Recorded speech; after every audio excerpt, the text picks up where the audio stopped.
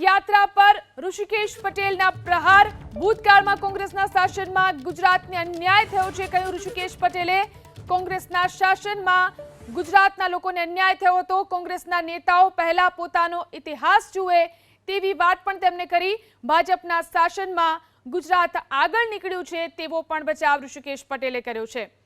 તો કોંગ્રેસની ન્યાય યાત્રા પર કર્યા પ્રહાર। એમના શાસનકાળમાં કેવળ ગુજરાતની પ્રજા અને ગુજરાતને અન્યાય સિવાય કશું મળ્યું નથી। આ સરકાર, તમે કદાચ કાલે જોયું હોય તો આરોગ્યના 11 જેટલા જે વર્ટિકલ્સ છે એ વર્ટિકલમાં સતત 2 વર્ષથી ગુજરાત આગળ વધી રહ્યું છે અને 86માંથી 90 સ્કોર સાથે સમગ્ર દેશની અંદર 11 ઇન્ડિકેટર્સમાં આપણે આગળ છીએ। આ કેમ શક્ય બને? ભૂતકાળની અંદર કોંગ્રેસના શાસનનો તમામ તમે સરવાળો કરો તો ક્યાંય દેશમાં એનું સ્થાન નહોતું। આજે દેશમાં એટલા બધા સેક્ટરોમાં, એટલા બધા ફિલ્ડની અંદર આજે આગળ આવી રહ્યું છે ગુજરાત।